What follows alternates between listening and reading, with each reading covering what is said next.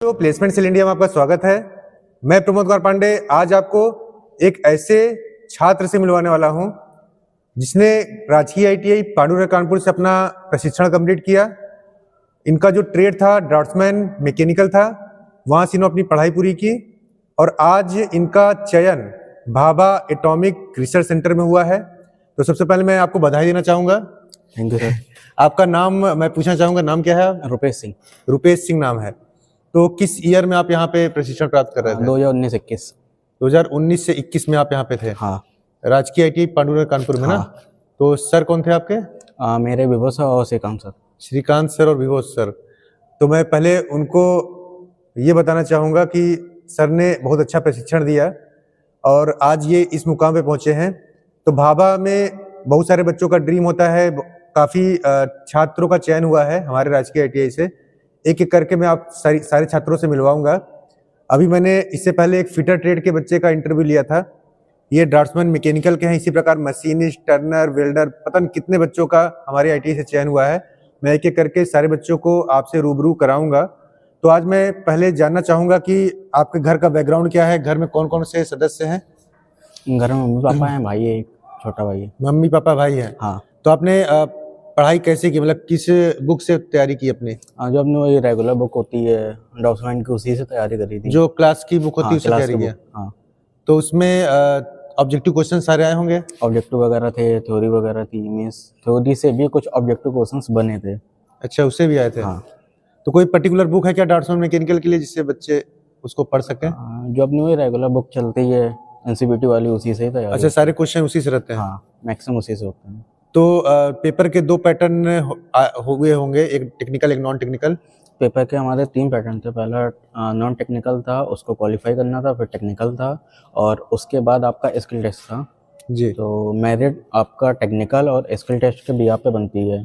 तो आपने non technical की तैयारी कैसे की? नॉन टेक्निकल की वही अपनी जो कॉमन क्लासेस वगैरह होती है पीसीएम हाई स्कूल की, उसी से आते हैं क्वेश्चंस जी।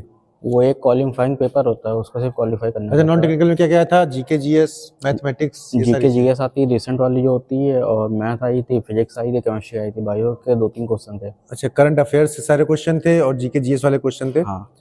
अच्छा, टेक्निकल तो आपने बता दिया कि सारे बुक से ही आपने तैयार किया, कोई पर्टिकुलर आपने बुक नहीं लिया था? नहीं। स्किल टेस्ट में क्या पूछा गया, कहाँ पे हुआ था? स्किल टेस्ट भी हमारा वही मुंबई में ही हुआ था, भाभा एटॉमिक में ही हुआ था। अच्छा।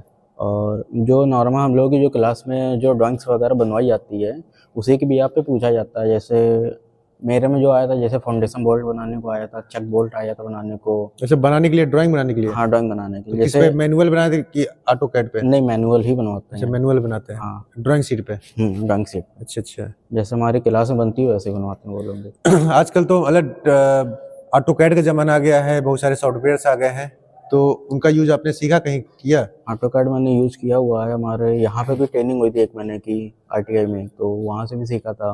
बाकी थोड़ा बहुत काम वगैरह किया था बाहर, तो उससे आया था। तो मैं बच्चों को बताना चाहूँगा कि कोई भी कोर्स, जैसे आपको पता होगा कि आईटीआई को आप हमेशा सेकेंडरी मान के चलते हैं।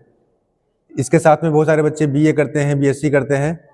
तो सबसे अच्छा रोजगार आपको आईटीआई के द्वारा ही प्राप्त होगा, क्योंकि जैसे ही आप बीए करते हो, आप किसी भी कंपटीशन के लिए जाते हो, आईएएस के लिए, पीसीएस के लिए या अदर एग्जाम के लिए बैंकिंग सेक्टर के, तो जितने बीटेक वाले हैं, डिप्लोमा वाले हैं, वो भी बच्चे उसी एग्जाम को देते हैं। लेकिन आईटीआई का बच्चा जो पढ़ाई किया है, जिसने आईटीआई के सारे एग्जाम, सिर्फ वही दे सकता है, उसमें कोई और इन्वॉल्व नहीं हो सकता। इसलिए चांसेस गवर्नमेंट सेक्टर्स के ज़्यादा हैं आपके पास, और भी अदर सेक्टर्स हैं। अभी तो मैं आपको डीआरडीओ में जो चयनित बच्चा है उससे भी मिलवाऊंगा, और सेल में, गेल में, रेलवे में बहुत सारे बच्चे ऐसे हैं जो मुझे सुन पा रहे हैं और जिनका चयन हो चुका है ना, वो भी मुझसे मुलाकात कर सकते हैं। मैं उनसे भी आपको सबसे रूबरू कराऊंगा। तो मुझे ये बताइए कि जब घर में सबने सुना कि आपके यहाँ चयन हो गया है, तो क्या खुशी थी उनके मन में?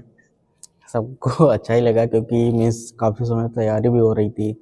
और इससे पहले भी मैं अप्रेंटिसशिप वगैरह कर रहा था। इंदौर से ही भाभा एटॉमिक की ब्रांच है, वो भी आर-एकेड, तो वहाँ से अप्रेंटिसशिप वगैरह कर रहा था। तो मीन्स यही था कि अगर हो जाता है चयन तो ज़्यादा अच्छा रहेगा। तो घर में सब खुश थे? हाँ, सब कोई खुश था। तो घर में सबसे बड़े आप ही हैं? हाँ। और सब छोटे क्या कर रहे हैं अभी? हाँ, छोटा वाला भाई हमारा ITI कर रहा है वो भी। अच्छा, कौन कौन सा ब्रांच, ट्रेड क्या है? वो इलेक्ट्रीशियन से कर रहा है। इलेक्ट्रीशियन से है, तो उनको भी मोटिवेट करते रहिएगा। हाँ। तो आपके फोरमैन कौन थे? फोरमैन हमारे ऐसे नाम तो नहीं याद है। मुकेश श्रीवास्तव सर थे क्या? हाँ शायद। अच्छा, मुकेश श्रीवास्तव सर होंगे। तो चलिए, मैं इसी प्रकार आगे भी आप लोगों को नए नए शख्सों से मुलाकात कराता रहूँगा। आप लोग भी थोड़ा सा इनको देख के मोटिवेट होइए, क्योंकि ITI करने के बाद एक प्लेटफॉर्म आपको जो रोजगार का मिल सकता है, वो भी सरकारी संस्थान में। प्राइवेट देखो बहुत सारे जॉब हैं जो कि हम आपको बताते रहते हैं। अभी जो इनका चयन हुआ है वो गवर्नमेंट सेक्टर में हुआ है, तो गवर्नमेंट में भी बहुत सारे चांसेस हैं जहाँ पे आप जा सकते हैं। तो मैं आपको इससे ही मोटिवेट करता रहूँगा और गवर्नमेंट सेक्टर्स, प्राइवेट सेक्टर्स की जानकारी देता रहूँगा। अभी तक के लिए जय हिंद, जय भारत।